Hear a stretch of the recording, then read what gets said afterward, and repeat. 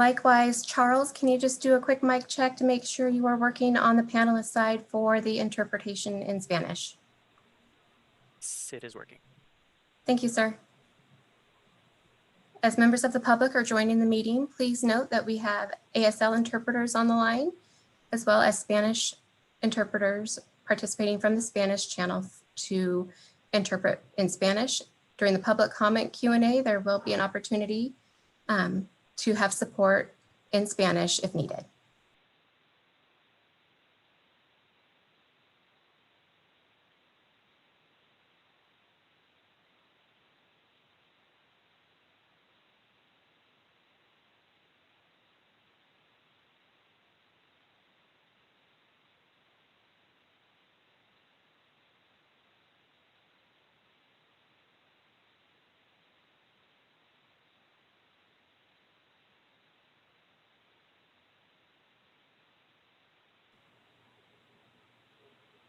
Hi, Dina, this is Kaylee. Would you be, oh, perfect, you made me the host. Thank you.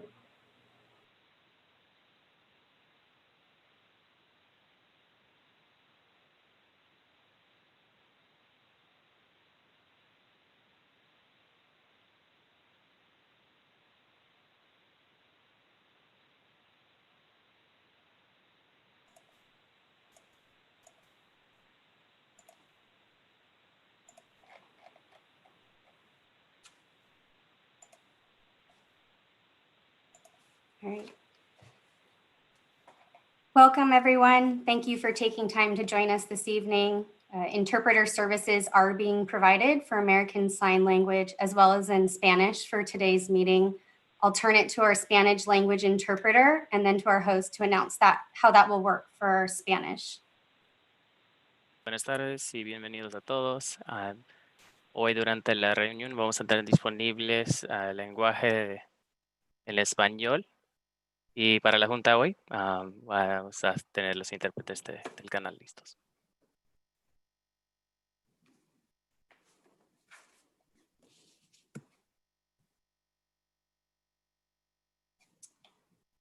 Okay, so live interpretation will be heard on the Spanish channel.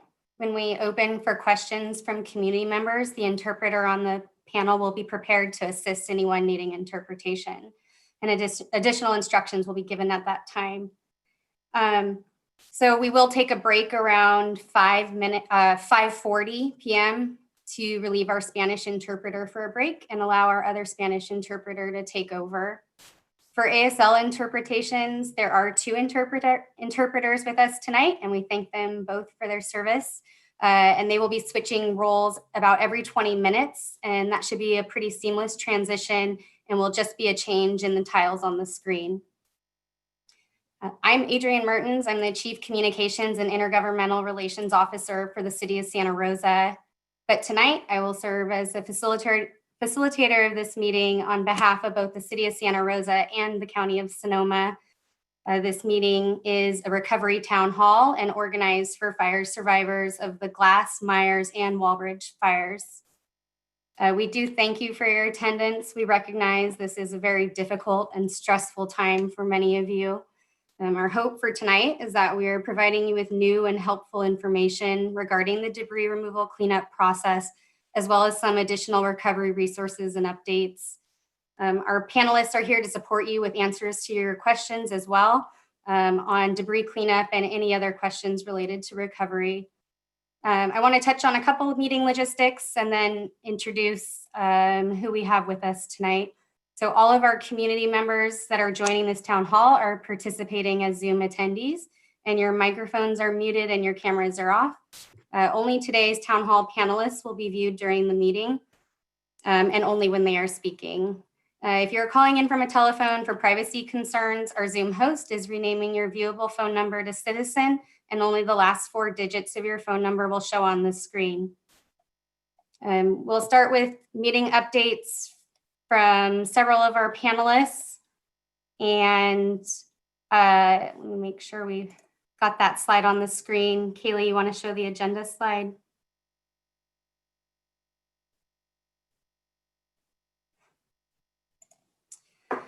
Just one moment, let me get that up. And so for the agenda, we will cover phase 1 and 2 of debris removal, including the 2 options that are available for phase 2 cleanup. There will also be an update from city and county staff on water quality, wells, and septic systems. We'll have an update from our watershed task force.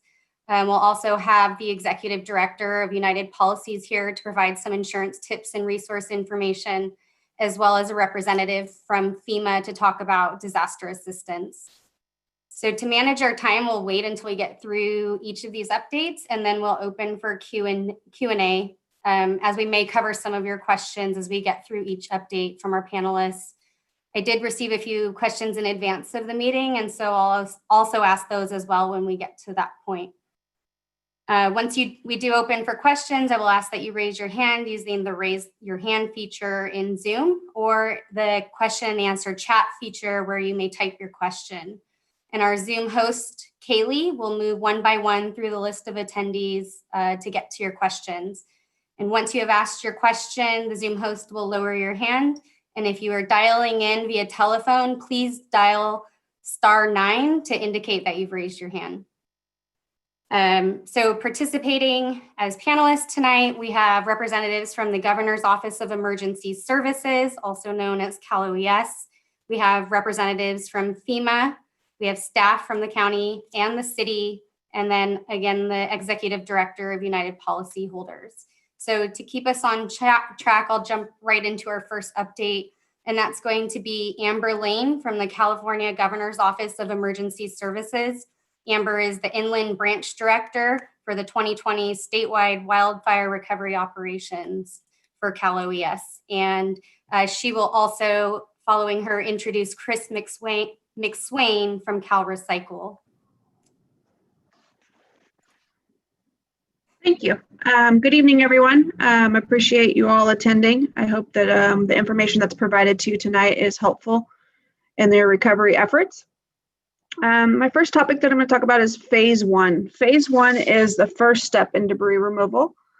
This is the phase where we disregard your household hazardous waste, items like paint, cleaners, solvents.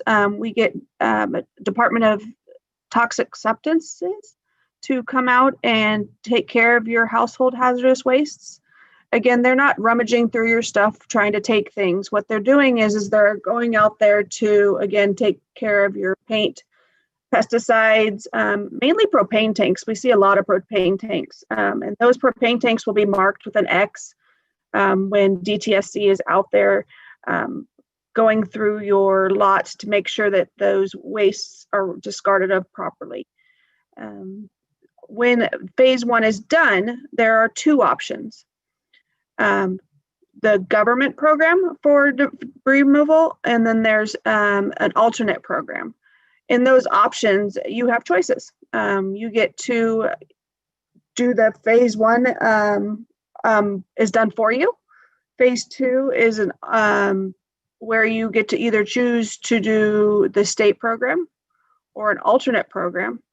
The alternate program is more of what we call a do-it-yourself program, where you hire a contractor, you work with your county on a work plan, and you pretty much do the same work that the state program would do. However, you get to choose your contractor and work with them on a work plan with the county. Your other option is to do the state-funded program. This program can also be known as the OES program or the Cal Recycle program. Those are all our partners, and we work together on those. That program is the state-funded program. This is a zero out-of-pocket debris removal. So I can get into insurance a little bit later, but there is nothing out of pocket that we take when we do this. So when you're making your consideration, it's always best to make an educated decision and ask lots of questions before you make that decision. I'm sure Chris McSwain will go into further what phase 2 government program is. But as far as your choices, you do have choices, and each program is a little bit different. The alternate program allows you the freedom of picking your contractor and using your own proceeds to pay for it. Make sure that you get a proper bid so that you are educated in that decision. The state-funded program is an opt-in program where you fill out a right of entry and give the state the opportunity to clean up your debris for you. This is a multi-step process, and I think that I'm going to turn it over to Chris to go into that process.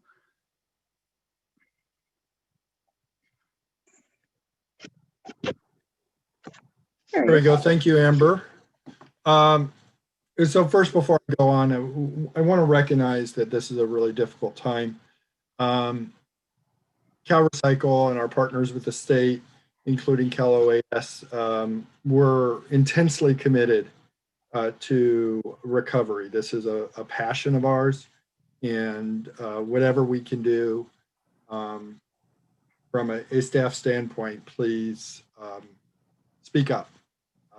Please let us know. We truly believe that we want to help you get back to a normal life. I want to briefly talk about CalRecycle just so that you know who we are and what we're doing. CalRecycle is a department within the California Environmental Protection Agency. Now, that means we just don't clean up the fire debris. We follow safety guidelines.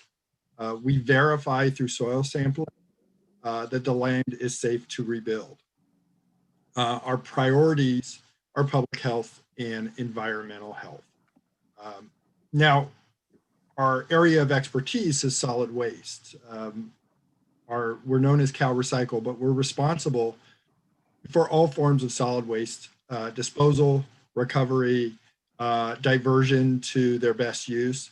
Now, part of that is we work on safety at landfills. So that's a big part of what we bring to the partnership for recovery is our work at landfills and understanding what goes where and how it should be best delivered so that it's safe, not just for what we leave behind, but also transit and final destination of whatever materials.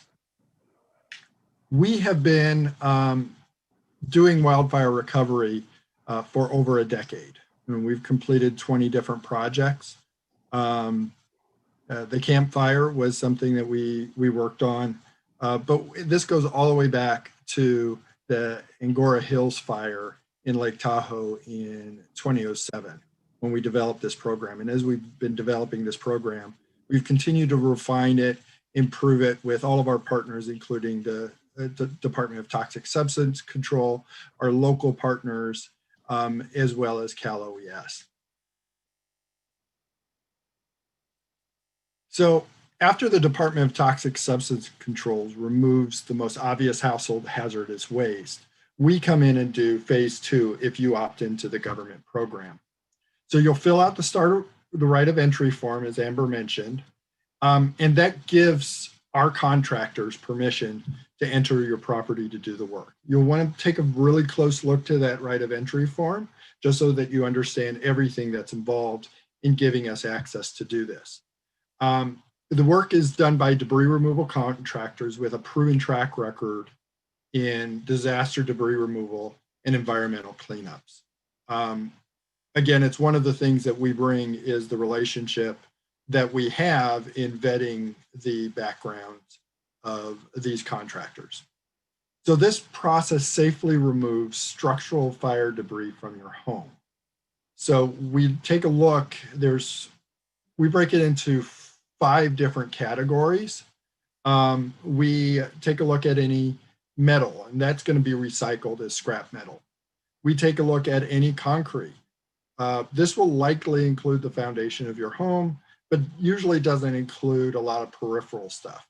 And we can get into those questions at a later date, but we do take concrete, and then that gets recycled, usually to an aggregator. So that may end up being the base rock underneath a new road that's being built or mixed into asphalt. And then we have the debris and the ash. So that ends up getting trucked off. We do what we call burrito wrapping, which means basically it's wrapped up. That material, and I'll get into it in a minute, has a lot of toxic contaminants in it. So we don't want that just rolling down the street in the back of a dump truck flying everywhere. In fact, when we load it, we'll use water to keep that dust from getting kicked up. But we burrito wrap it, put it in the dump truck, tarp it to make sure that when it's delivered to the landfill, it's getting there safely.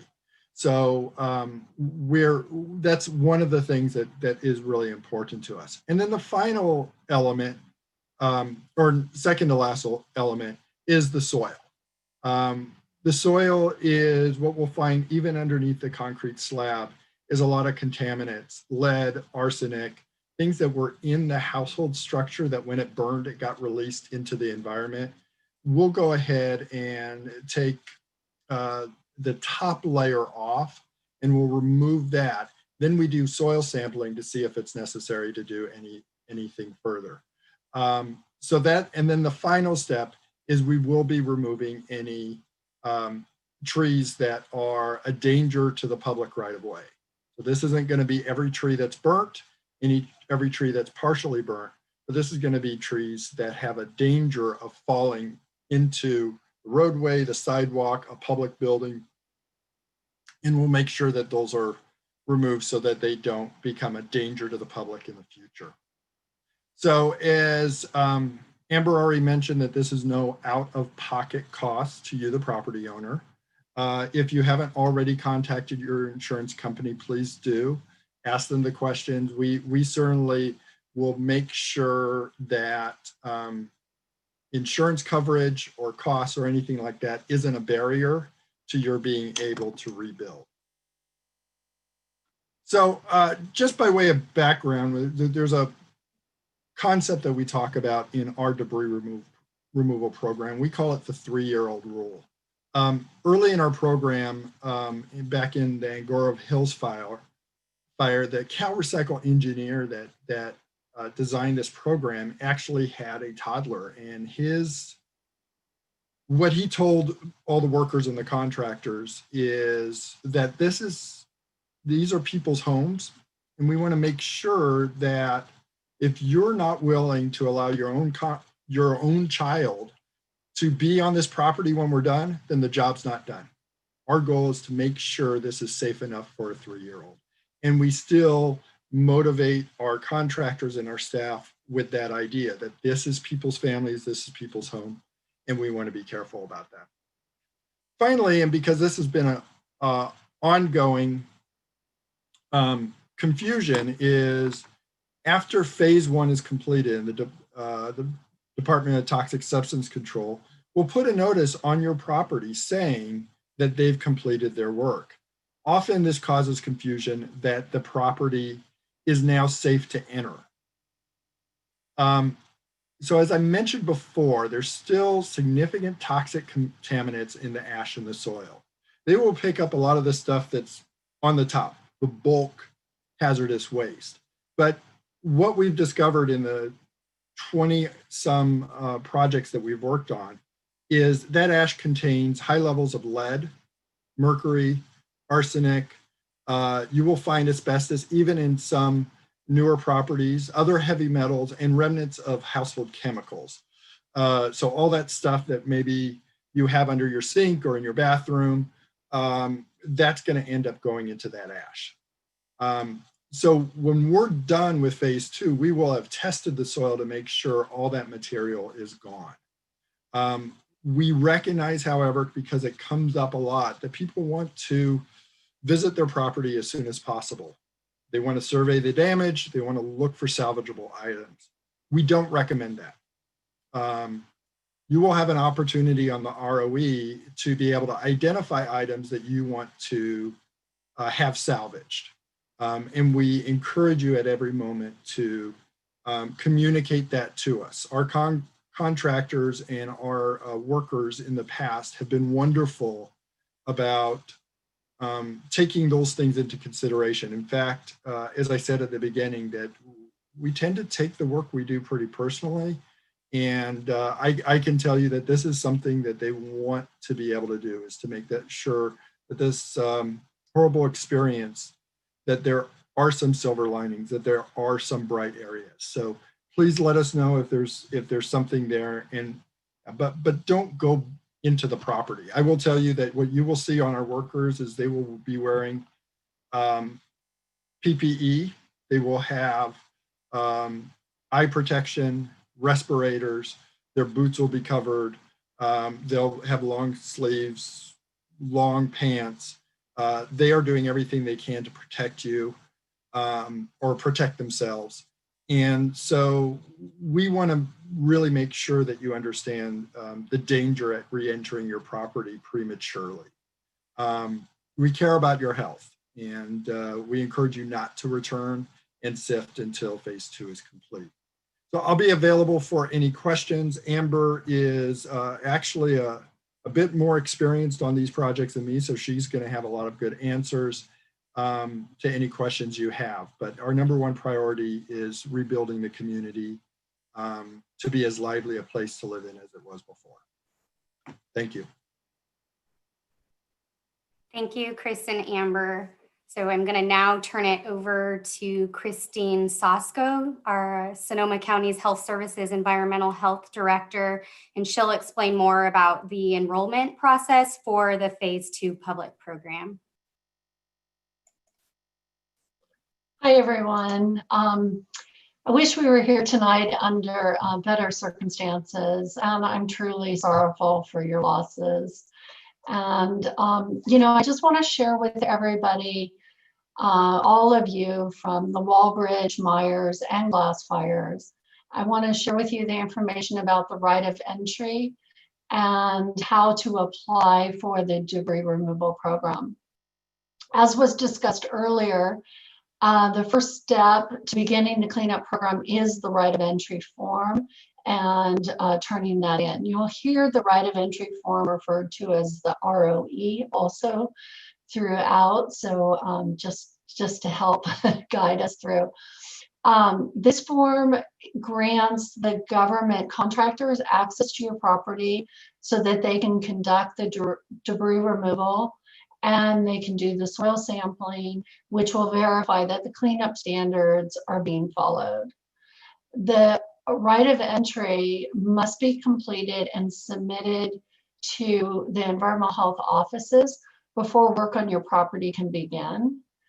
And those applications are going to be available on the socoemergency.org site. They're currently being uploaded right now. We're hoping to have them up tomorrow, if not, maybe even this evening. And you'll find them under the wildfire section and then under debris removal, and there'll be a link to the right of entry process. So we're hoping to get that up for you as quick as possible and also to guide you through the process. And then along with the right of entry form, you also will need to submit a copy of your identification, so such as a driver's license, and then your insurance declaration pages and a debris removal page if you have that available. And then if you had a trust or a LLC, you'll also want to provide a copy of that document, the front page, and then the signature page of those documents. And then also, if you've lost a vehicle in the fire, you'll want to provide a copy of your vehicle insurance. And that will all be put together in a packet, and that can be submitted to environmental health. So you can do that a number of ways. You can you can send that to us in an email, and it can go to ehdebrisremoval@sonoma-county.org. And we'll send these out to you, these links and stuff, so you don't have to write them all down real quick here. And then also we have a debris hotline, which is always available to answer any questions, which is 565-6700.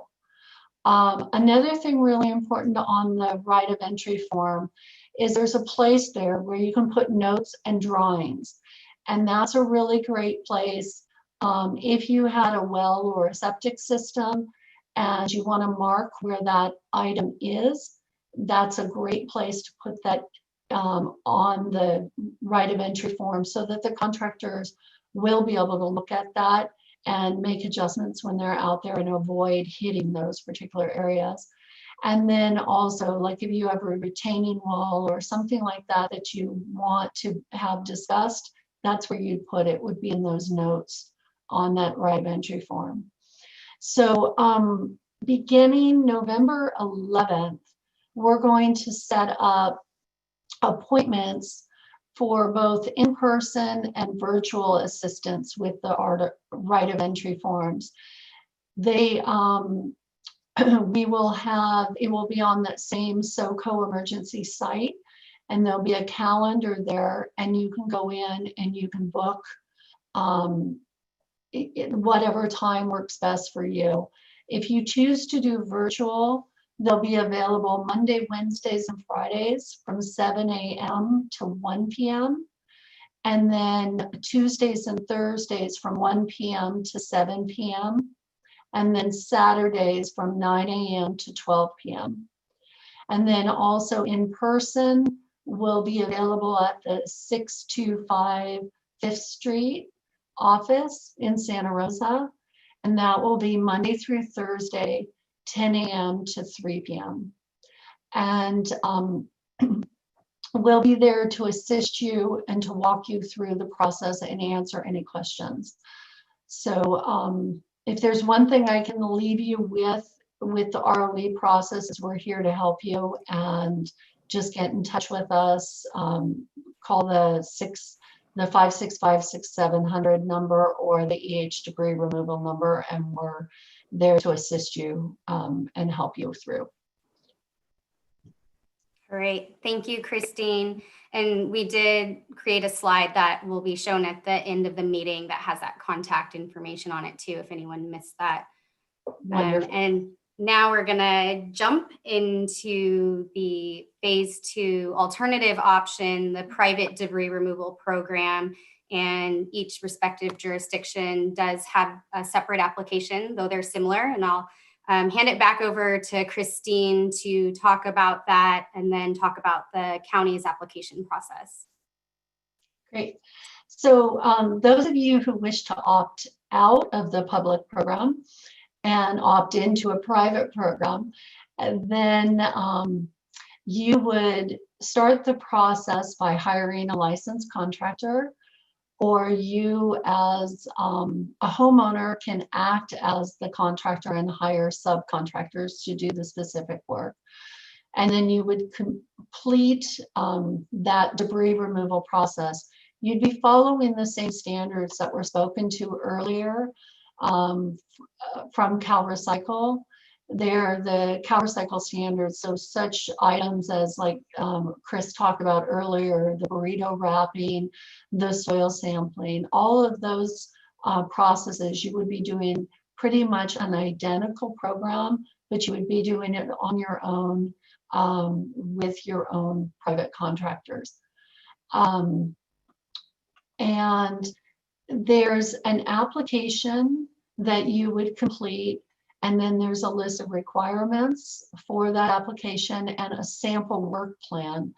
The work plan basically outlines the same program as was spoken to for the state program. And on the SoCo emergency site, if you look at under the private program, you'll see that there's the application, there's the requirements, and then there's also a sample work plan. So you can look at that and you can tailor that to your site. So you don't have to start from scratch to develop a work plan. And your contractors, a lot of the contractors have worked with this work plan before from previous fires and would be able to guide you through that process. Then once you've done that application, you would submit it to environmental health. We would go through an approval process, and then you would start work on your site. After you've completed the work on your site, you send in a certification which shows that all that work has been completed. And then once that's been completed, then we issue you a completion certificate, which then notifies the building department that you are ready to start rebuilding on your property. So there's also another option out, which is an exemption to the private process. And that would be if you have a structure that is less than 120 square feet, or like fencing or something very small, or a structure maybe that is small in scale, maybe like a barn or something, just like a hay storage barn that just had hay and had no hazardous materials or anything of concern in it. So we would look at that and walk through that exemption process with you and grant an approval for that process. And it's a slightly different process than the full private process. It's a little bit reduced, and it doesn't require the soil sampling. So that's where it would have to be a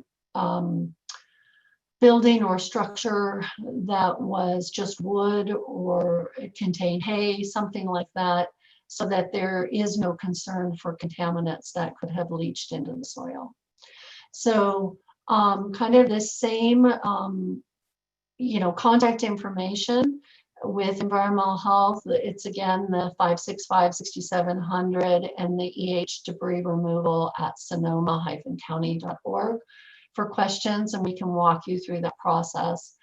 And also, if you're confused and you just want to talk about the different processes and the different options, we're available to help you through that process too. So thank you. I'm going to turn it over to the city to talk about their private process. Thanks, Christine. And just real quick, we do have a few questions starting to come in, and I just want to remind all of our participants that we will go through our updates from our various panelists, and then we will get to those at the end of that. And now I will turn it over to Paul Lowenthal from our Santa Rosa Fire Department, who will go through the private debris removal application process for glass fire survivors that reside within the city of Santa Rosa.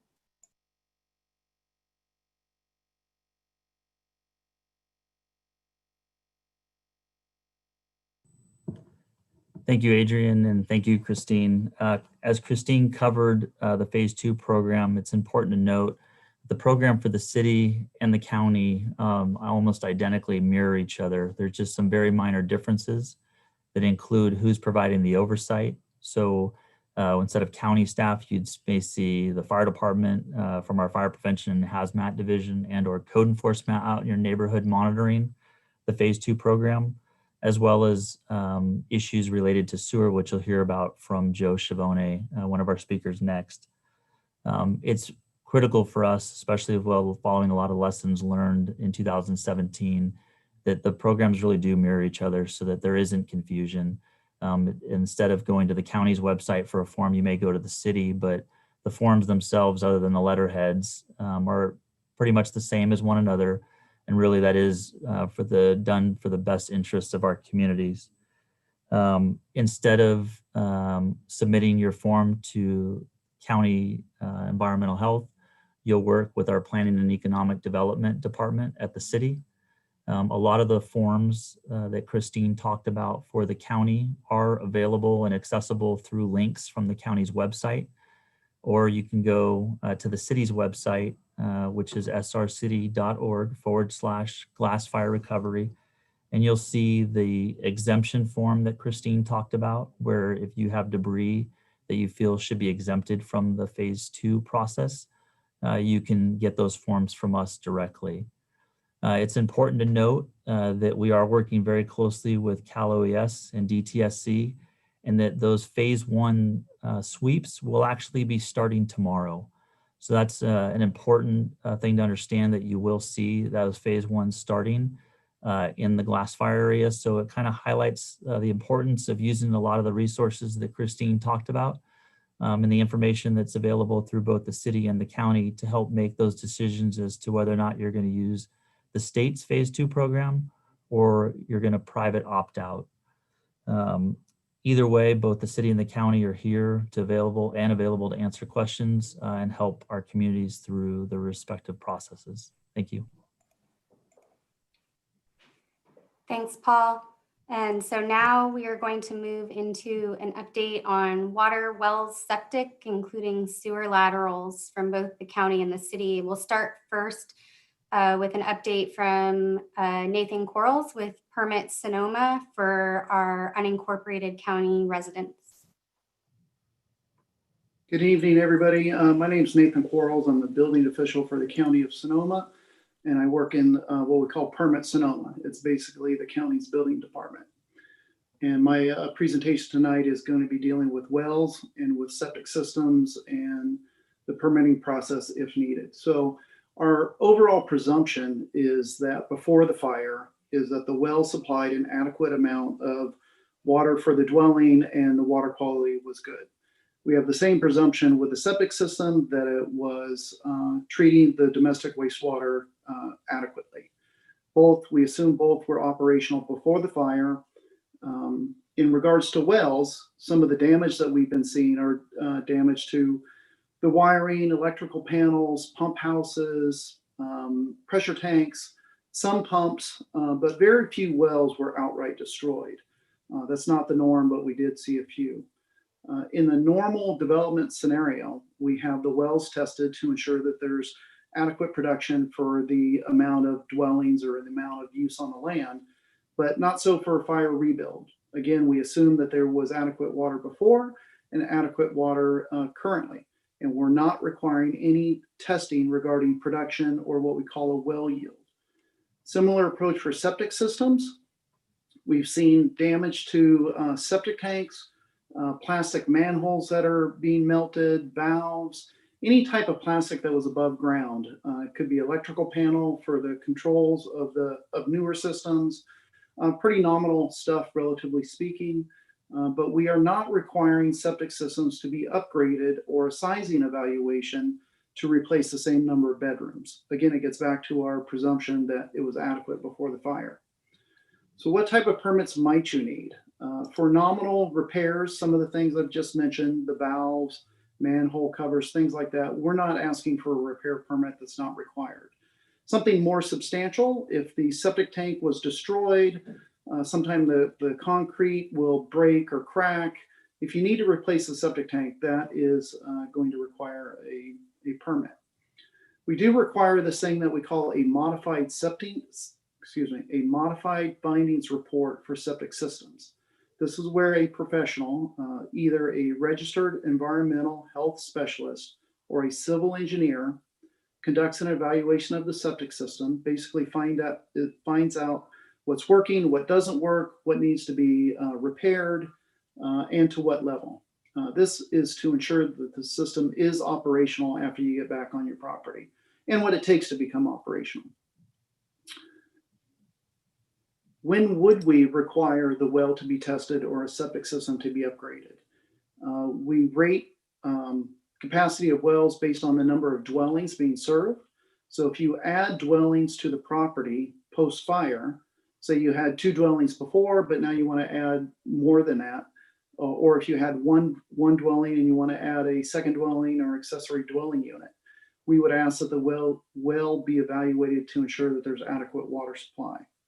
On septics, the metric is the number of bedrooms. Septic systems are sized for the number of bedrooms being served.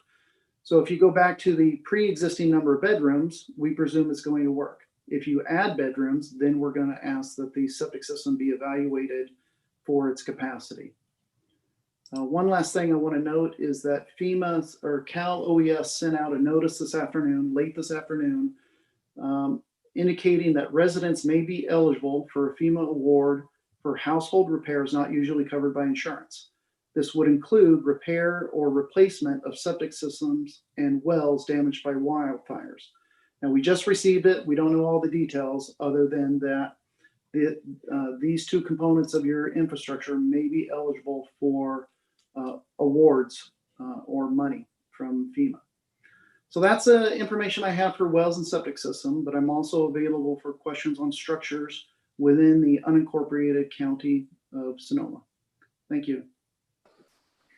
Thank you, Nathan. And we do have a representative here from FEMA that'll be able to speak more about that disaster assistance that Nathan mentioned. And now I'll turn it over to Joe Schiavone from Santa Rosa Water to give an update for glass fire residents that reside within the city of Santa Rosa. Good evening. I'm Joe Schiavone, Santa Rosa Water Deputy Director of Water and Sewer Operations for the City of Santa Rosa. The information that I'll be providing tonight pertains directly to Santa Rosa Water and Sewer customers. I'll start by talking a little bit about the water service line, or the line that provides water to each property. The water service lines at severely damaged or destroyed properties were shut off as soon as possible to help prevent water loss and to maintain water quality. These water service lines initially were turned off near the meter at a device we call the curb stop. Santa Rosa Water quickly removed 28 water meters at these damaged or destroyed properties, and this action created a physical gap between the home and our water distribution system. Our water quality team, water engineering services, and the building department are confirming the guidelines for reestablishing water services, and any specific requirements will be described as your rebuild process begins, and additional guidance will also be provided at that time. If in the meantime, if you determine that you need a construction meter for water if you choose to start the debris removal process yourself, or for construction only, you can contact our water meter desk directly at 543-3971. And I would like to talk a little bit about water quality. And I want to let folks know that our water distribution system was closely monitored throughout the fire with the water department staff in the field and by using our telemetry system, also known as a SCADA system. And I just wanted to remind folks that we did not lose pressure during the fire, and at no time was our water distribution system compromised. Excuse me. After the 2017 Tubbs fire, the Division of Drinking Water worked closely with the City of Santa Rosa to develop suggested guidelines for actions that should be taken after a wildland urban interface fire causes damage to homes or infrastructure that are connected to a water distribution system. Santa Rosa Water quickly removed water meters. We flushed thousands of gallons of water from the pressure zones that were impacted by the fire and started sampling water tanks, water sample stations, water service lines, and hydrants. Just want to let everyone know that to date, over 100 samples have been taken specifically for this event, and the data has been posted to our website. So far, all tests have shown no detectable levels of constituents of concern that are typically associated with the fire damage. If you would like additional information or to view the GIS map, you can go to srcity.org/water-quality. And then I would also like to go over a few items regarding our sewer collection system. And given some of the issues we experienced after the 2017 Tubbs fire, Santa Rosa Water is concerned about your sewer lateral. The lateral is the line that connects your property's sanitary sewer drains to the sewer main in the street. A damaged lateral can allow ash, debris, and high volumes of water into our sewer collection system. None of these obviously are desirable, and these items can ultimately result in a blockage of the sewer collection system, which will ultimately result in a sanitary sewer overflow. Sanitary sewer overflow can be an issue both of public health and safety, as well as create negative impacts to our environment. To help mitigate this possibility, City of Santa Rosa Water Department has already installed a temporary inflatable plug in the sewer laterals at 25 locations in the city at destroyed or heavily damaged homes. The city did send out a notification by mail. We understand that, we're hoping that most of those were received, and we are available for questions. You can call Santa Rosa Water at any time regarding that, but to all property owners, we wanted to notify them that this plug would be installed, as well as let them know that the property owner will need to install a permanent cap on the lateral by February of 2021. We do need this permanent cap to protect the sewer collection system and to prevent the potential overflow of our system or blockage. I can also be available for answering specific questions at the end and talk a little bit about the need to have this permanent cap placed and how we need this cap placed essentially by the property owner, whether they are participating in the Cal OES debris removal program, or if a property owner chooses to take on the debris removal process themselves, we will be asking that they place that permanent cap at the very beginning of this process. That's all. Thank you, Joe. Now I will introduce Barbara Payne, who is joining us from FEMA to talk about the disaster assistance that's available to fire survivors to apply for.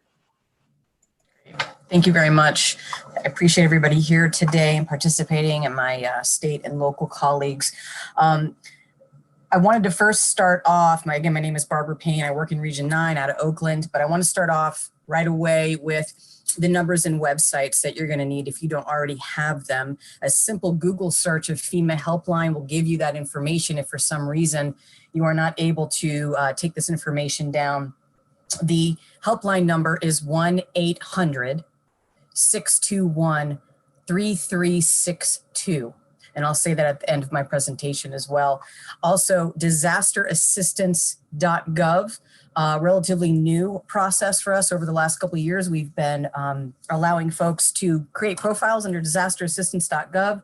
It helps a lot when you are uploading documentation, and kind of to dovetail from what Cal Recycle is saying, all the documentation that they're going to be looking for, we will also be looking for. So if you have pictures, if you have insurance documents, occupancy documents, agreements for anything at your house that you might need assistance with repairing or replacing, I would say the best advice is to keep all that stuff together, because all of us are going to want that at some point or another. The glass fire was declared on October 16th. Registration for FEMA applicants is cut off on December 16th. Sometimes that gets extended, but for now, just have December 16th in your mind as a last day to register. There's a lot of different programs under individual assistance, which is the division that I work for. Anything from legal services to unemployment to SBA loans, to medical and dental and other needs that you might not get managed through an insurance claim or friends or volunteer organizations. Without worrying if you're going to be eligible for anything, please just apply. Get that initial application out of the way, get those questions answered with our FEMA folks, either online or on the phone. And there are interpreters and hearing impaired options available as well for folks. So we offer we are as inclusive as we possibly can be when we're trying to get applications from folks. We do also have local assistance centers. I don't recall as of this talk whether Sonoma is open or not, but like I said, we still have those numbers, and Disasterassistance.gov. Some of the things that you might want to consider getting together if you're an owner or a renter, we are still going to need those agreements. We are some sort of, if you don't have those together, hard copy or digital, if you have folks in your life that can verify that you've lived somewhere, that can verify that you paid a certain amount for your mortgage or for your rent, these are the types of things that we will take if you are unable to provide that type of information. As of this point, every case is different. So if anyone is planning on asking any questions of FEMA tonight, I would just say, I'm going to be giving overviews to any kind of answers that I give, because everybody has a different case and everybody's damage is different. But let me just say, if an inspector is trying to get a hold of you, either if you're an owner or a renter, please make sure you are available. Make sure that we have all of your phone numbers that we can reach you at, even if it's a friend or a relatives. Because the things that when we're talking about how much time it's going to take for you to receive any aid of any kind, I can tell you this, having worked for FEMA IA for 4 years, the things that will delay your case are the items that you have not provided FEMA in order for them to make an initial eligibility response. So you might have to go back and maybe file an appeal to provide some of that information. And those, whenever you have to go back and start again or go back and provide information that you were missing the first time, it is going to put a bit of a delay. But I can say FEMA works very quickly. And if you're able to get all of your information uploaded and or faxed and or provided in person, that you should have an answer within a couple of weeks. If we move into a housing mission scenario where you might be provided either, a unit or any kind of repair, that process obviously will take a little bit longer, and the program itself runs a lot longer than just some of this initial response and initial recovery help, like, being able to be in a hotel room for a few weeks and that sort of thing. So again, 1-800-621-3362, Disasterassistance.gov. Again, you can find this information with a quick Google search, FEMA helpline. You will get that information as well. I will stay on for any questions. And I wish I could provide a lot more information now, but I want to be able to turn it over to Pamela of Cal OES to continue the discussion. So thank you very much. Thank you, Barbara. And yes, I think it was actually Katrina that we have with us from Cal OES that was going to add a couple points.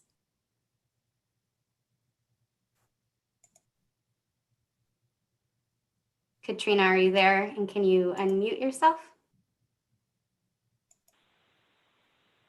Hi, this is Katrina Palomar. I'm from Cal OES Individual Assistance.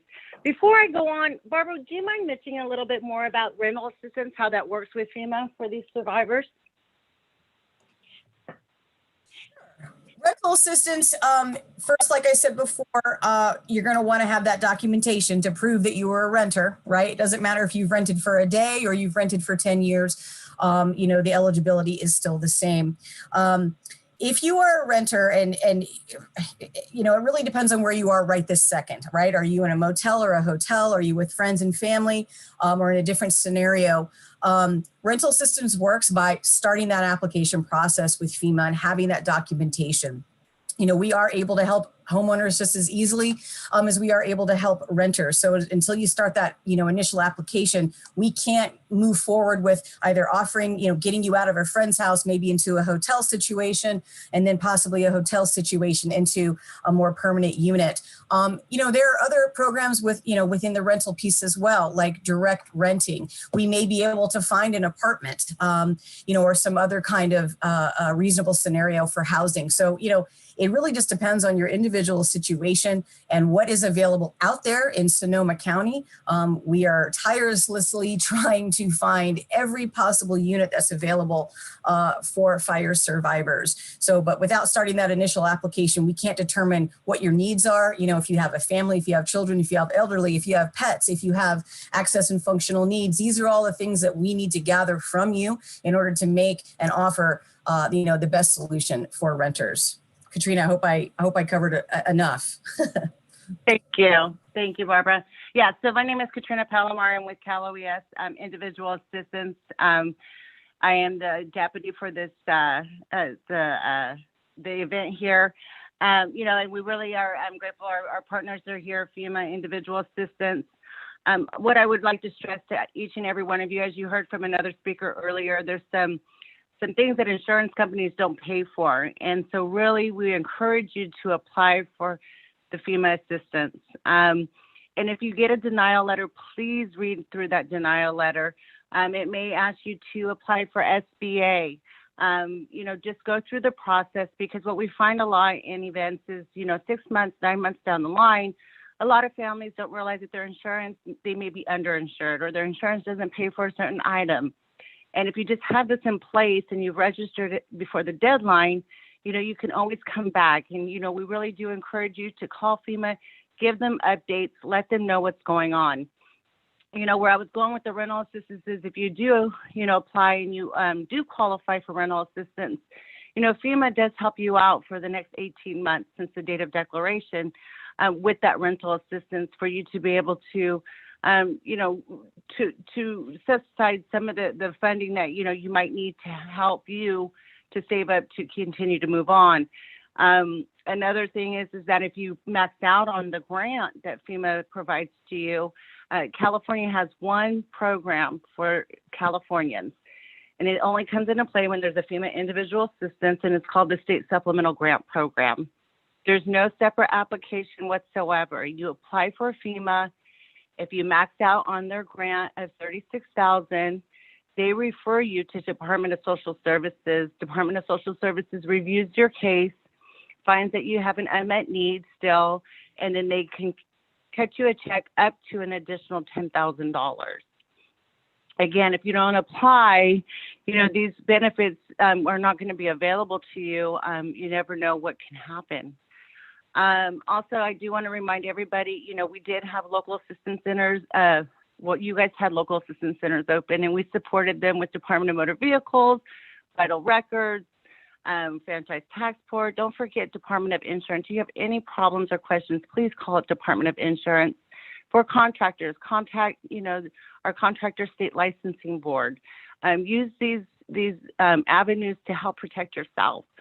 But for like DMV fees and vital record fees, those have been waived because of the disaster. The governor had waived those when the event had happened. So all you need to let them know is that you are a survivor from this disaster, and those, even though we don't have a local assistance center option at this point, you can still go into those offices and get those benefits. Thank you, everybody. Thank you, Katrina. We do need to break quickly for about 2 minutes now to transition our Spanish interpreters and give a break to one and have another one come on. So if everyone can just hang tight and stay with us, we should be back on in about 2 minutes. Thank you, Adrian. Charles, from the panelist side, if you can please make the announcement that I'm going to briefly disable the Spanish interpreter platform, just so I can transition you into the Spanish channel and bring Pablo back to the panelist side. Ahora vamos a pausar el canal en español para permitir que los intérpretes se cambien de papeles. Thank you. One moment, please.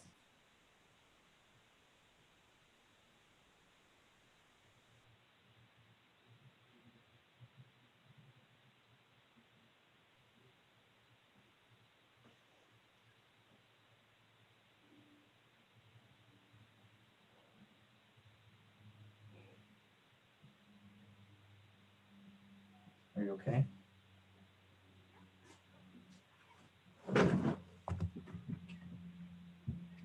Hey, Pablo, can you please give me a verbal okay that you are now on the panelist side? Verbal okay, I'm now on the panelist side. Thank you. Please stand by. I'm going to have you make that announcement. Charles, can you please turn your camera on briefly and enable your Spanish channel? I want to make sure I can hear you from the Spanish side. Well, I can't tell if you're being.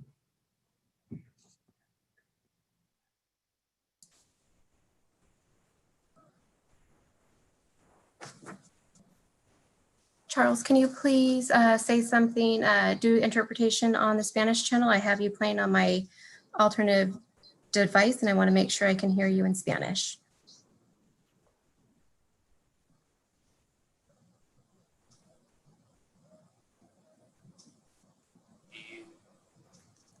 One more time, please. Hello. Hi. Thank you. En español, por favor. Sí, hola, soy Charles, un intérprete español. Okay, thank you very much.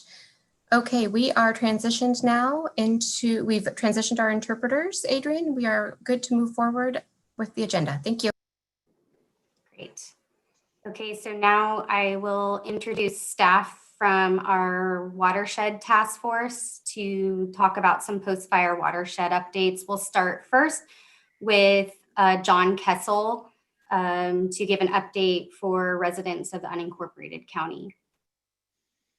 Thank you, Adrian. I really appreciate the City of Santa Rosa hosting this. Your whole team has been fantastic to work with.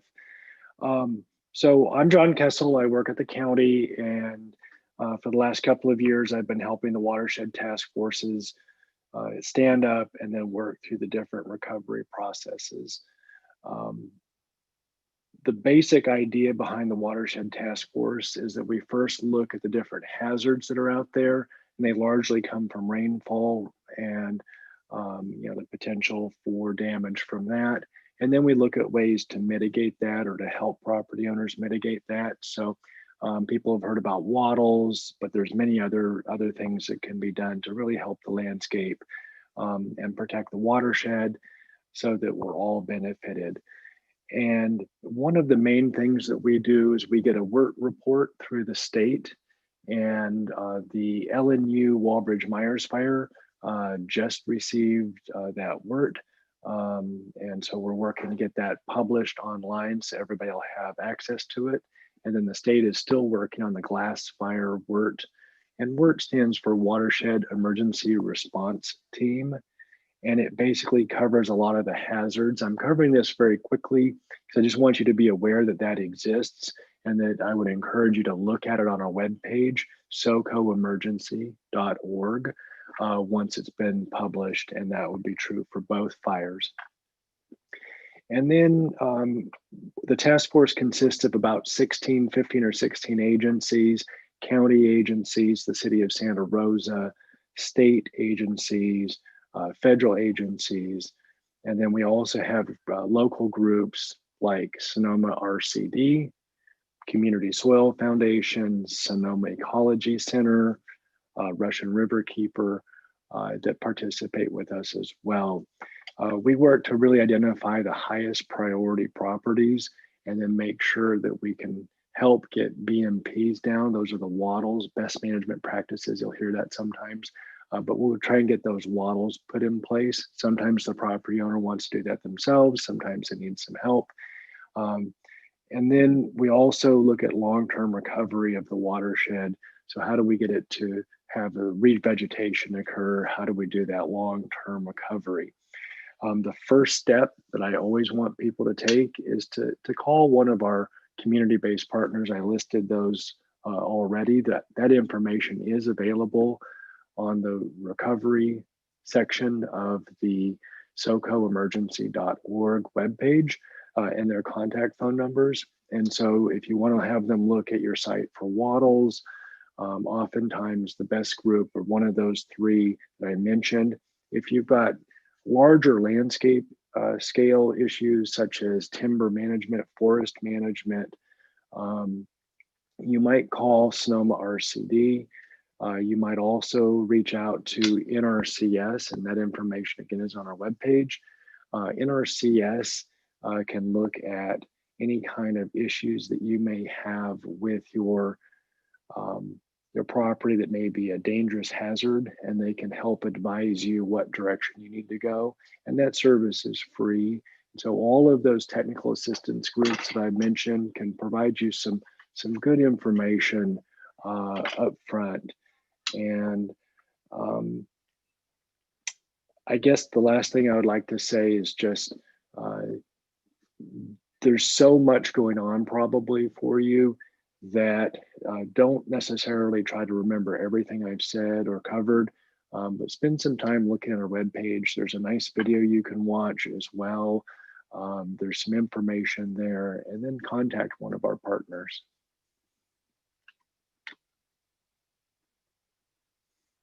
And Adrian, that's my quick report.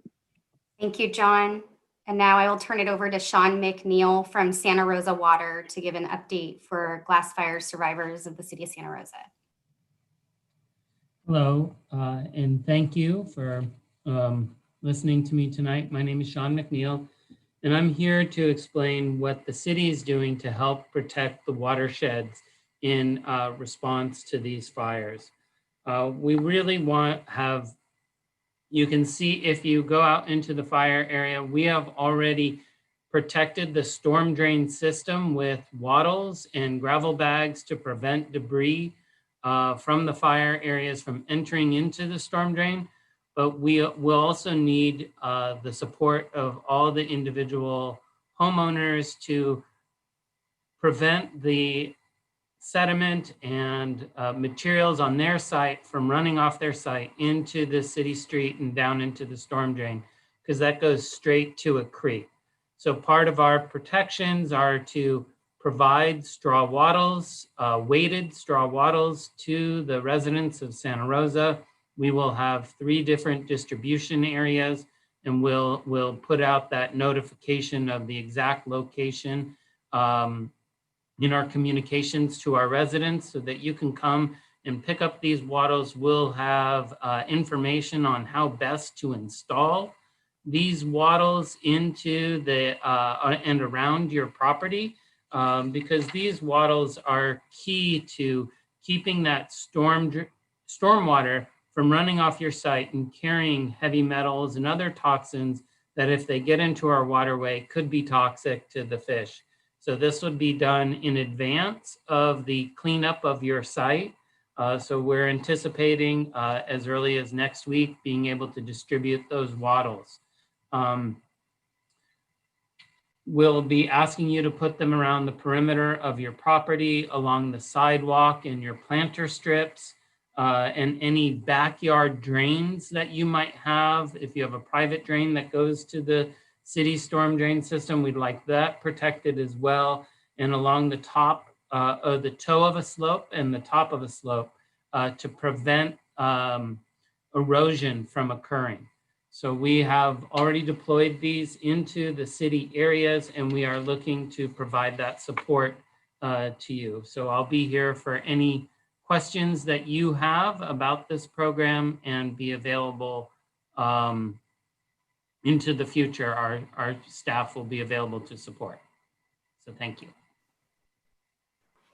Thank you, Sean.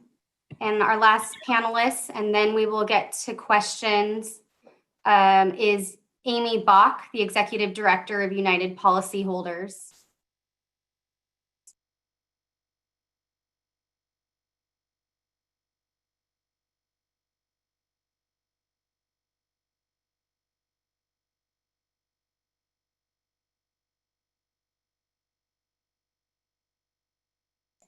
It appears we may have lost Amy.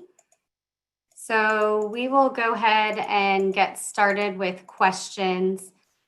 And so I'm going to turn it over to Kaylee, and just a reminder for everyone that if you do have a question, you can type it in the Q&A function if you are using a video conferencing device, or you can raise your hand using the raise your hand feature in Zoom to indicate that you have a question. And if you're on a phone, press *9 to indicate that you've raised your hand.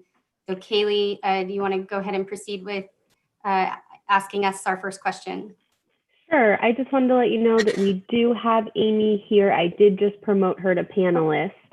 So if she'd like to go ahead and do her presentation real quick before we do questions. Okay, let's do that. Thank you, Amy, for joining us. Great. I was frustrated. I'm like, I'm here. Well, listen, okay. There's been a lot of really, really good information. And I am going to be very quick because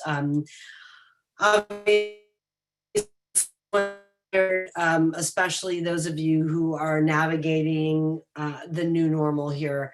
But I want to thank Adrian and all the people that have been giving you such accurate and useful information.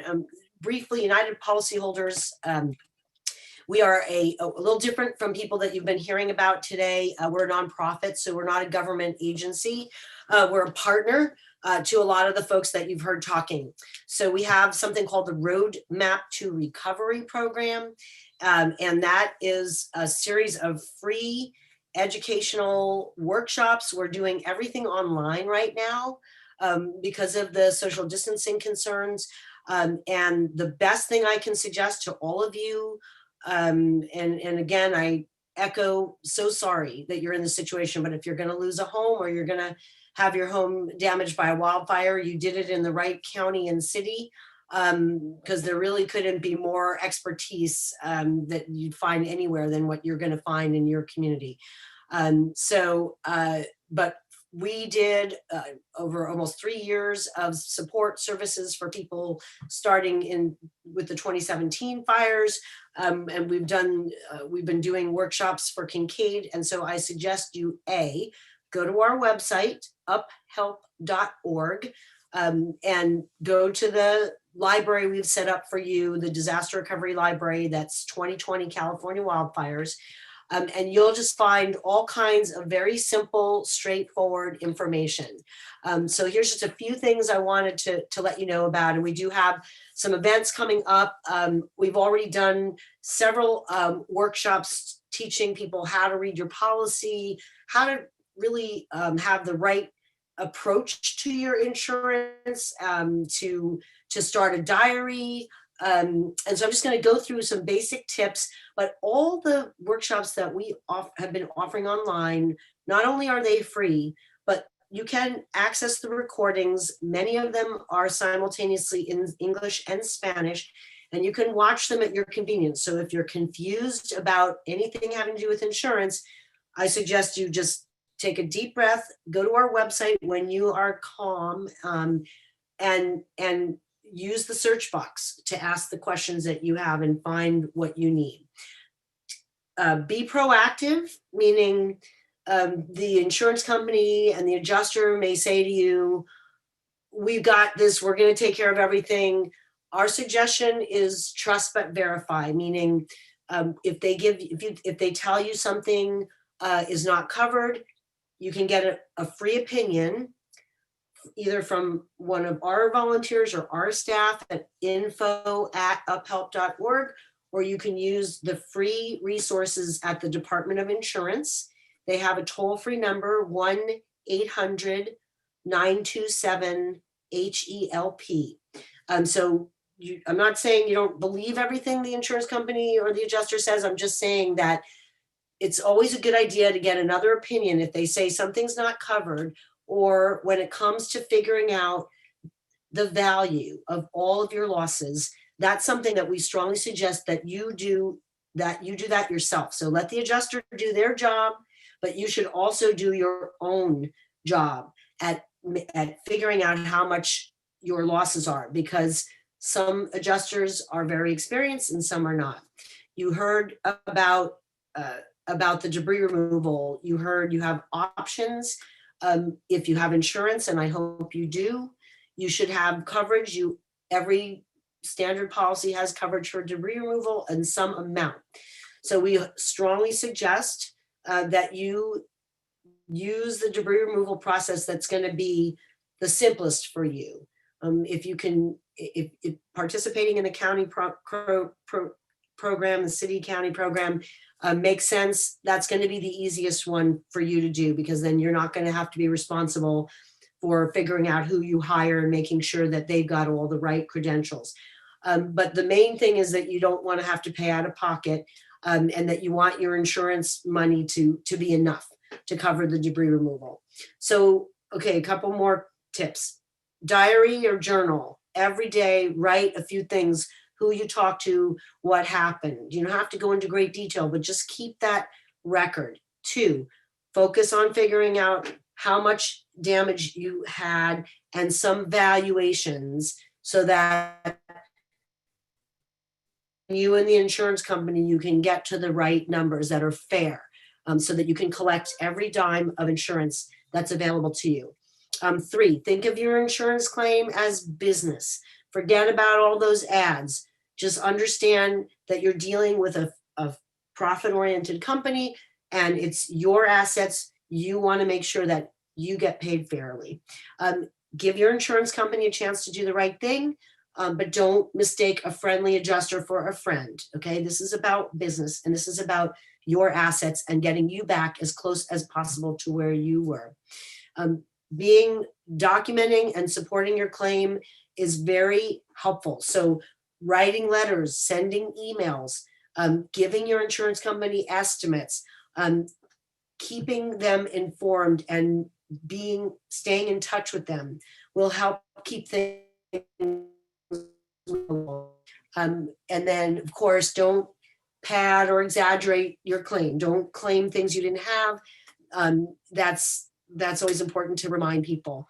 And then if you have a problem with your insurance company, if you think if they're giving you a hard time or the adjuster isn't answering your calls, you always want to first try to go up the chain, try to figure out if you can get to their boss. And if you can't, that's when you can call the Department of Insurance for free, and they will open up a little file for you, and they will help you on things like delays and that kind of thing.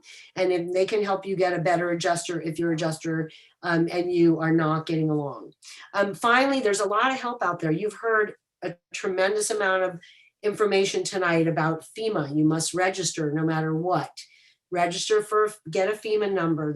There's all kinds of programs that may help you, and especially if you don't have enough insurance, which happens very often after disasters. So there are professionals out there that you can hire if you need them, but this is pretty early right now. So for most of you, I really recommend you focus on that journal, the diary, getting as much rest as you can so you can think clearly, and just understanding that you're on a journey. That recovery is a journey that you really can only do it one step at a time, and otherwise you just get overwhelmed. So I wish you the best of luck.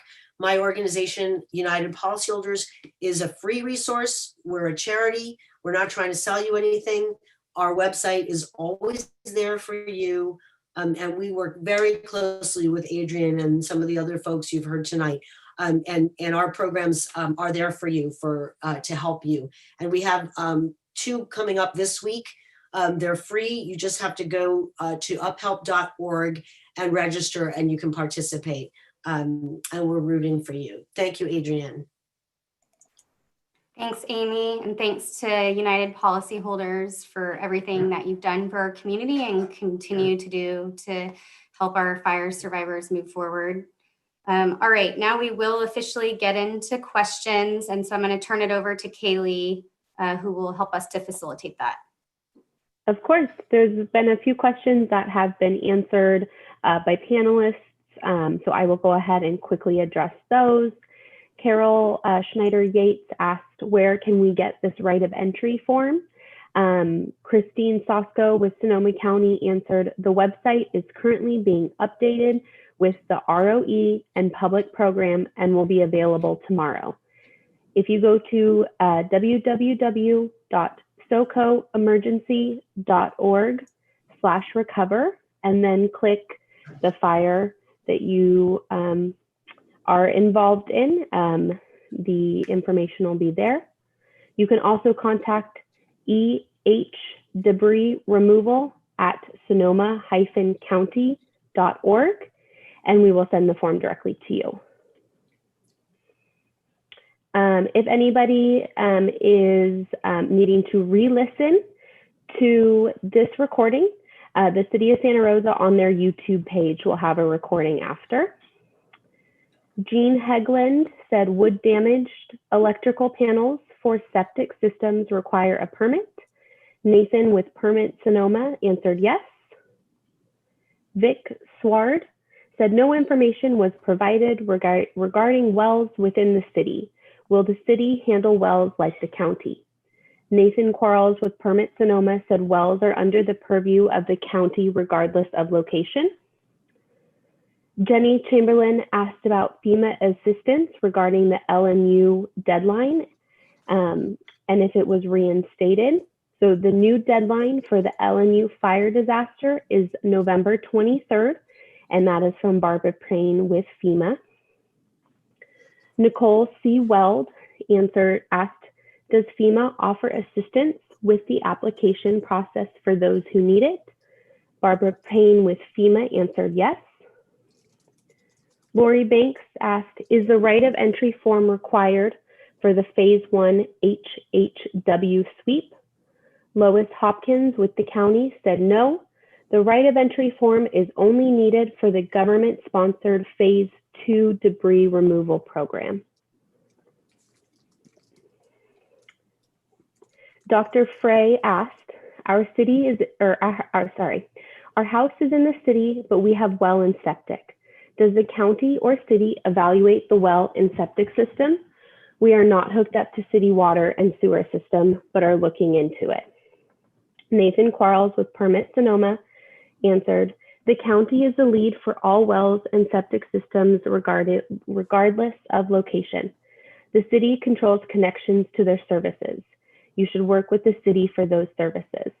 The county cannot force a connection to a city service. The county can assist in some cases, but basically it's not a county service to provide.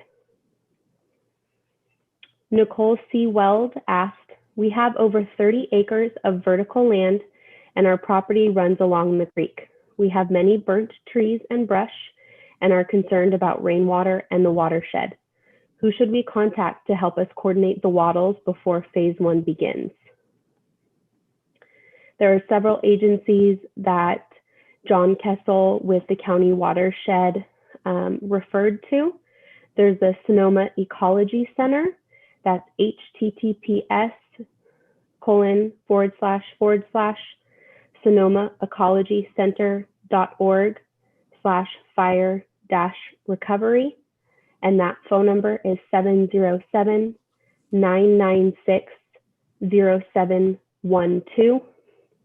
There's Russian River Keeper, and that email address is birkin@russianriverkeeper.org. Phone number 707-433-1958. Community Soil Foundation, info@communitysoil.org. Phone number 707-889-1744.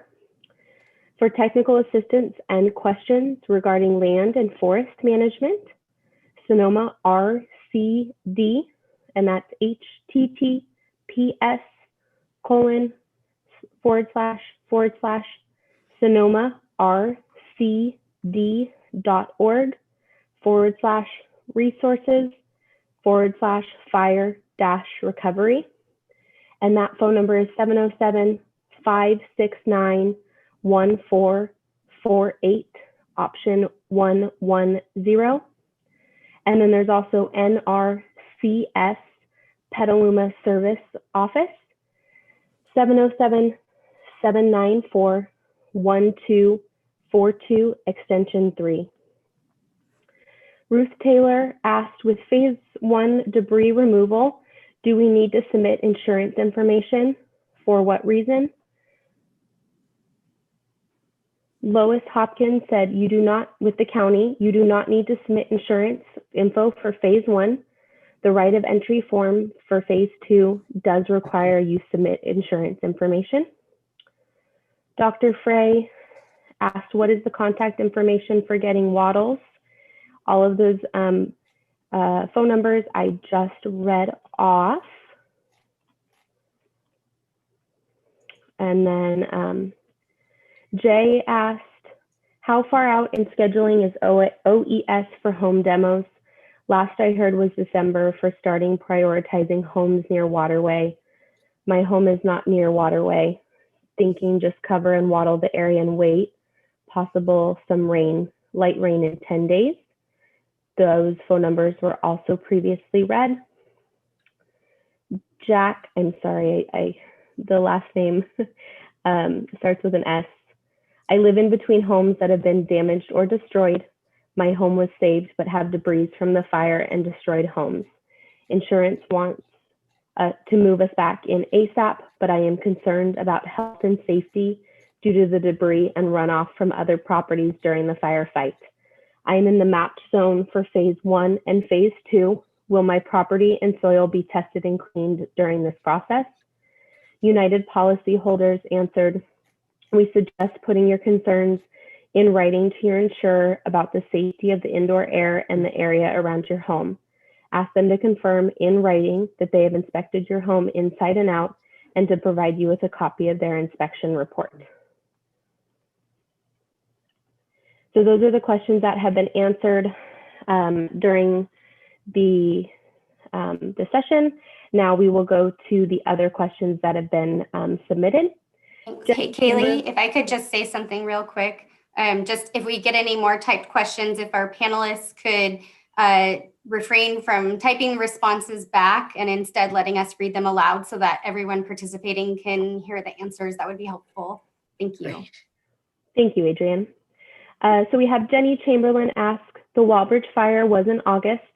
Walbridge fire survivors have been waiting 2+ months for the details of the debris removal process to begin in order for them to move forward with the rebuild. Will the Walbridge community be the first for the debris removal? I'll let Christine Sosco, do you want to answer this one? I think the question is about how we'll be prioritizing phase 2 debris removal. Yeah, the prioritization for the debris removal is really dependent on the watershed and then those properties that are near vulnerable populations. So we'll be going through a prioritization process to establish which properties would be the highest prioritization. This is Amberlane. Can I add to that? So again, the phase 2 process is also very much ROE based. So if we have your ROE and we have your neighbor's ROE and we have your whole street's ROEs, then it's a lot easier for us to plan those types of routes for contractors. Again, yes, we do take water and all the requirements and priorities into consideration, but the other one is also making sure that you have your ROE in there and completed. So if you do choose the state ran program, you need to make sure that you have your ROE in, and then as many as your neighbors that get it theirs in as well.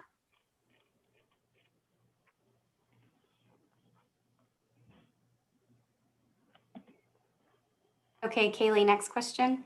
Thank you.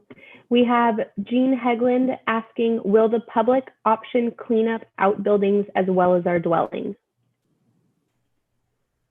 I'm thinking that either Amber or Chris from Cal Recycle can answer that. I'll take that. So as long as you have an eligible structure of 120 square feet, we will take your outbuildings. So if you do not have an eligible structure, then you don't actually have an eligible site. So as long as you have that eligible structure, your outbuildings are qualifying. Thank you. We have Alan Aurick answering, in the public program, my understanding is that it's required to remove the foundations, that they may not be left behind, even if the foundation has been determined as viable with integrity by a professional structural engineer. I can take that one as well, but Chris McSwain, do you want to explain that one? You explain it really well about the porous concrete. Yeah, we know a lot of structural engineers will hedge on the side of keeping it. Generally, there's two things that happen is concrete is generally porous. So a lot of the moisture content goes out in the heat of the fire. And over the 20-some years that we've been, or 20-some projects we've done this, what we've discovered is there is significant toxic contaminants from the fire, from the structure underneath the foundations. So in order to get that, we do need to remove the foundation. Other thing we would caution on, particularly if you're going into the private or the alternative program, is to recognize that the removal of that moisture content can often make the foundation no longer viable, that it will become brittle. So we do recommend caution. We remove all of the foundations for those two reasons. One is toxic mitigation, but the other is we cannot stand behind the viability of that foundation to be built on.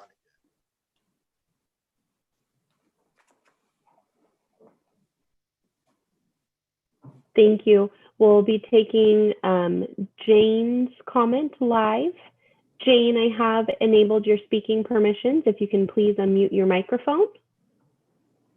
Can you hear me? I can. Please Wonderful. ask your question. Oh, great. Thank you. I have a home up on St. Helena Road, which burned to the ground And associated with that home is a area that is for water treatment where the well is located. So there's 2,500 gallon water tanks that melted into the concrete slab that they sit on, as well as the water treatment tanks for the wellhead. Now, my question is, will that area be included in the debris removal if I choose the public option? And the reason why I'm asking this also is because I did get a private estimate, and the estimate I got by the private company was $12,000 more than my insurance company is giving me. But he did include the removal of that area, as well as the removal of a large concrete patio and a couple of large retaining walls that would need to be removed in order to redesign the house, because they just wouldn't relate anymore. And there's a lot of damage to some of them as well. So my question generally is, what does FEMA include when they do their removal? Are they going to leave my site if I choose the public removal process and leave some things there that I want removed?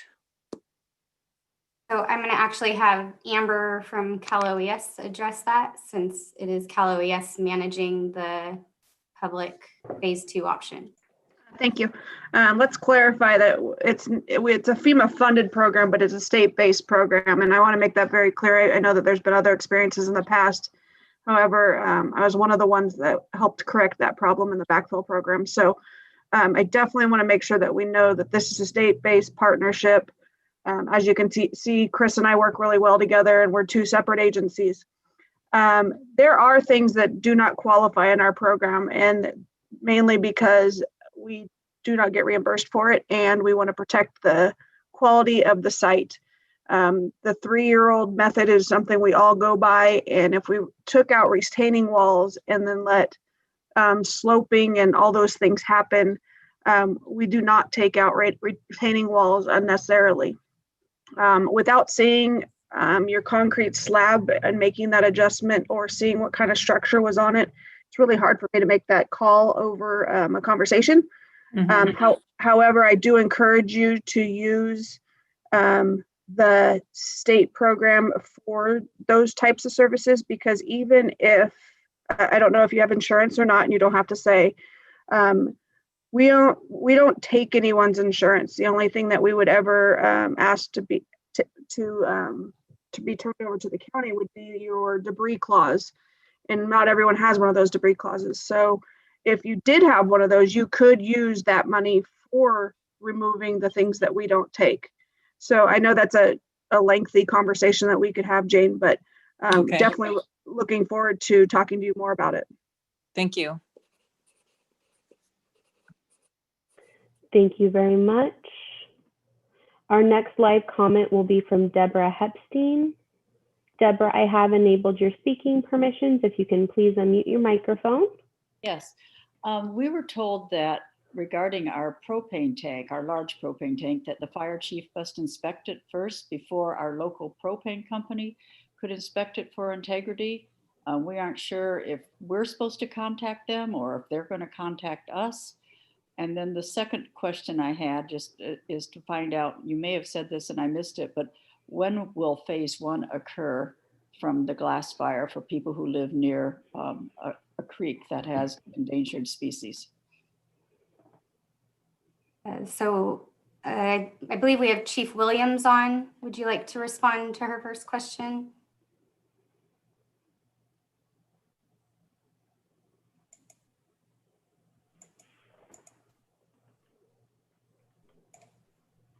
Chief Williams, you'll need to make sure to unmute yourself.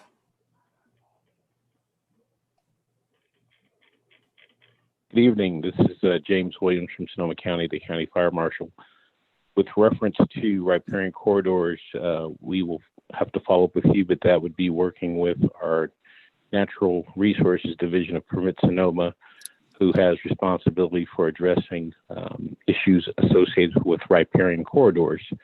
I am familiar with who you are, Ms. Epstein, and so I will reach out to you tomorrow with a representative from the Natural Resources Division of Permit Sonoma to follow up with you regarding that matter.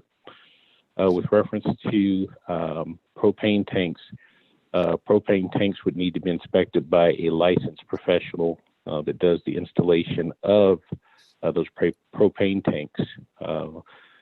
Fire would evaluate that at some point during the rebuilding process if you choose to rebuild on the site as part of any construction processes moving forward.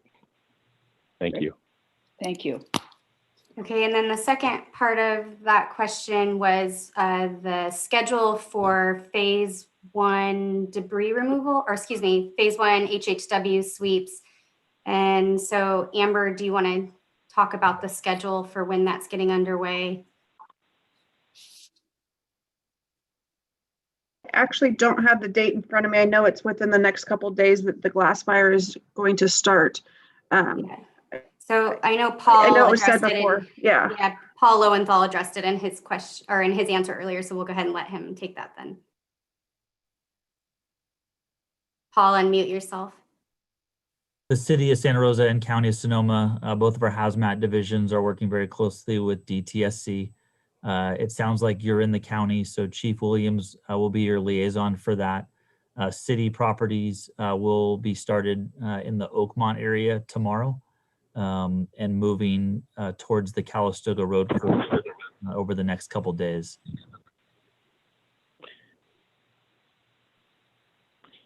And this is James Williams from Sonoma County. The unincorporated portion of the county's phase 1 sweeps will begin the week of September 9th and commence for approximately 2 to 4 weeks, depending on the pace and scale and the amount of work that is necessary to complete the sweeps for the glass fire.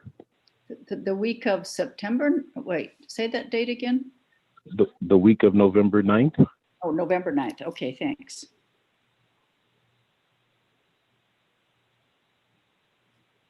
Okay, next question. Our property is on the glass fire damage assessment map, but is not on the phase 1 HHW sweep map. Will the burned area on our property receive an HHW sweep by the state? So actually, this question came from Lori Banks, and I'm not sure which map you're referring to. Both of the HHW sweep maps are currently available on the county and city's website. So depending on which jurisdiction you live in, you would want to check there to determine if your property is included in the sweeps.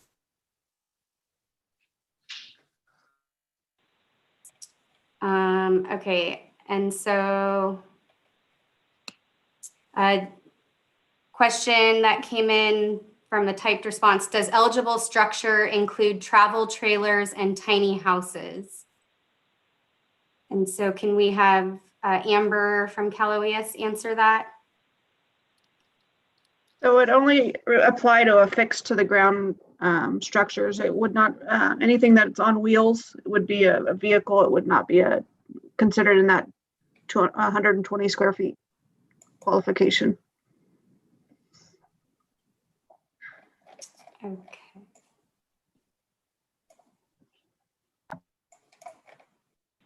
And next question, I have insurance, but my septic tank is needing replacement. Is it possible to get help from FEMA? And if so, how?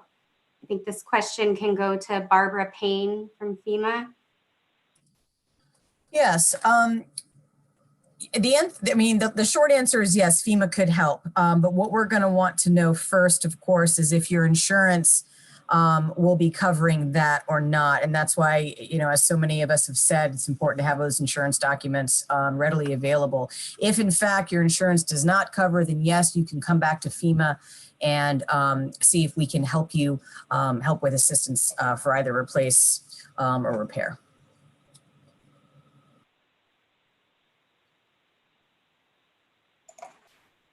And we did have a question. I believe it came in when Amy from United Policyholders was giving her update, and Debbie Tittle asked, "Can you please repeat the number?" And so I think that was the contact number that you shared, Amy. The contact number for the Department of Insurance, 1-800-927-HELP, help. And that's where if you need help with anything with your adjuster, or you're confused about something and you haven't been able to get the information from uphelp.org, that number. Thank you. Let's see. Will homeowners be notified when to expect phase 1 inspections by region before they are done, as well as when they are complete? Paul, do you want to talk about the HHW status map? Yes, so specific to Santa Rosa, where the sweeps will be starting tomorrow, residents can check the status of the completion of their properties by visiting our phase 1 map. At that website, we discussed srcity.org/glass fire recovery. There'll be a tab for debris removal. And we do anticipate that the city sweeps will be completed this week. And then we'll consolidate and have one map for all city and county residents moving forward for ease of our communities. And that should help. And again, we'll be starting in the Oakmont area and then moving up into Skyhawk and towards Calistoga Road to complete the parcels that we have in the city limits. And then for the county, Christine or Lois, do you want to explain where residents can find that HHW map?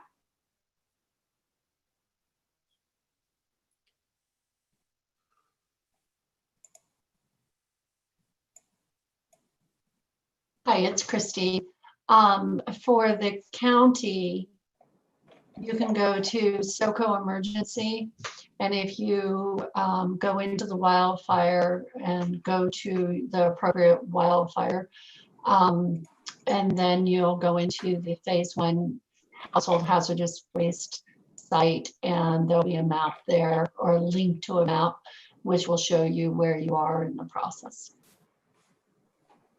Thank you. And if I could just piggyback onto that, Adrian, anyone who has accessibility issues for their parcel, if you have locked gates or if there are bridges that have been burned, we ask that you please contact Chief Williams at the hazmat at either 707-565-2024, or the email address is hazmat, HAZMAT, at sonoma-county.org.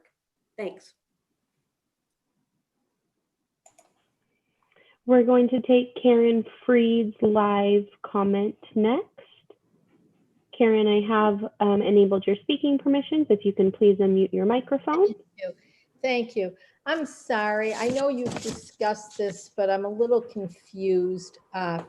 So if you're removing our main structures on the property, the other outbuildings have to be 120 square feet to be removed, or they will be removed if the main buildings they're removing are 120 square feet? That's a great question.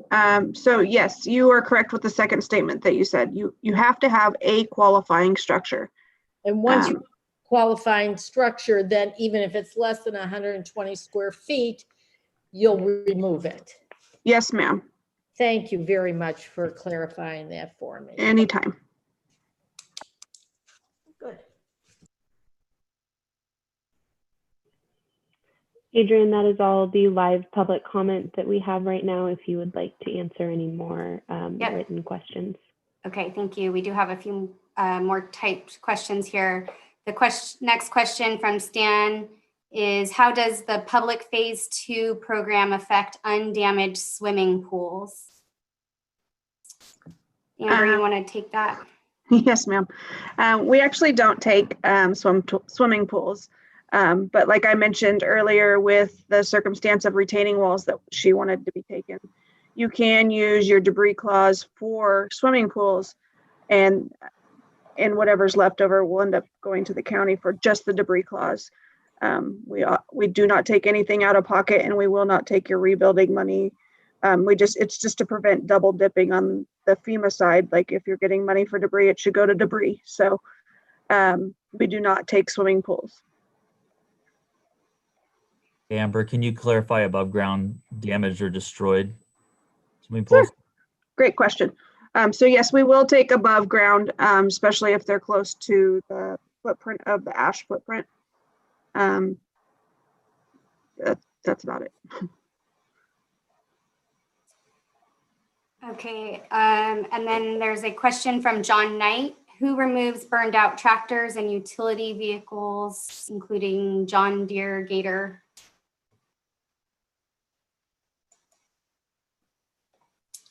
So we will remove vehicles. It's part of the process. And of course, that is on your ROE to put that information on there, including VIN numbers and insurance policies that you have on those things. So yes, we do remove vehicles and cars and tractors, even a bus at one time, a bus on the side of a cliff. We removed one of those as well. Okay, thank you. And then how do you apply for the public option for debris removal? So Christine, if you could maybe just reiterate again where to find that ROE form and the timing for when that will be published. The right of entry form will be published tomorrow. It'll be on the SoCo emergency site. And if you go to the SoCo emergency and then just click on the wildfire and debris removal, and that will take you to the link for the right of entry. And you can download the right of entry there, and it'll be a fillable PDF, so you can fill it out online too if you like. I think another thing that's really important, I know we've talked a lot kind of back and forth about if you're in the city or county, but when it comes to the right of entry, that covers both fires and also both the city and county. They'll all be processed through the same process. So this is applicable for any.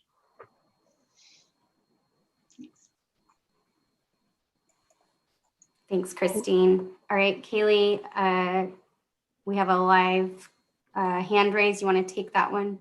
Of course. Naomi, I have enabled your speaking permissions. If you can please unmute yourself. Will the phase 2 cleanup apply to a structure? My house is still standing, but I had a shed that was 8 by 10, which doesn't fit the 120 square foot.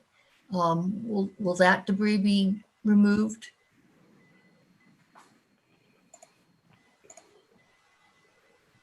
So if it's not a qualifying structure, we can definitely fill out an ROE and go through the process and look at it, but it doesn't sound like it. Okay, thank you. No problem. That is all the live public comment we have at this time, Adrian. Okay, and so we do have some additional questions. Some of them were more general, folks that got on late and missed the beginning of the meeting, or some very specific questions related to people's individual properties. And so I think at this time we will wrap up Q&A, and I'm going to share some contact information on some slides that we've created, and ask that those individuals with those questions that are very specific to their properties to please submit those directly to us so that we can get them answered.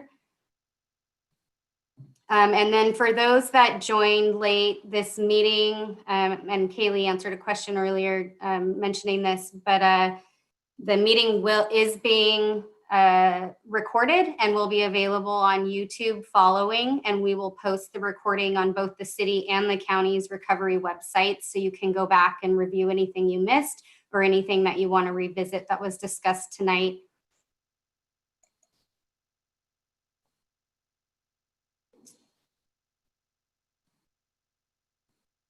And we'll leave that slide up for just another minute so people can jot down that contact information.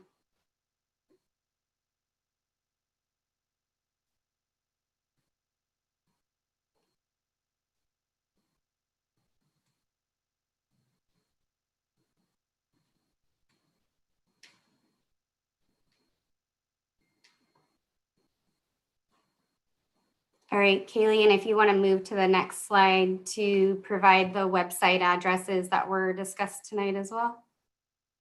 So both the County of Sonoma and the City of Santa Rosa websites are listed. socoemergency.org/recover is the county's recovery website, and then srcity.org/glassfire recovery is the City of Santa Rosa's recovery website.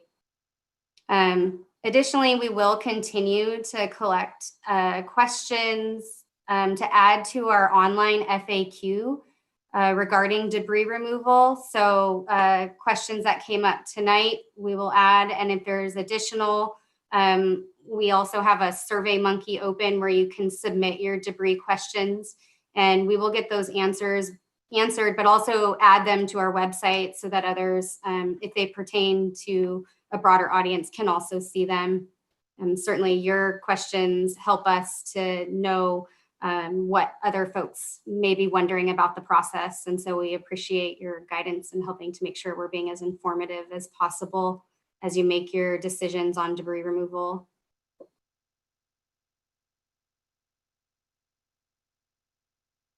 And so that does conclude our meeting for tonight. I want to thank everyone for joining us. And again, if you have further questions, please reach out directly to the contact information that was provided.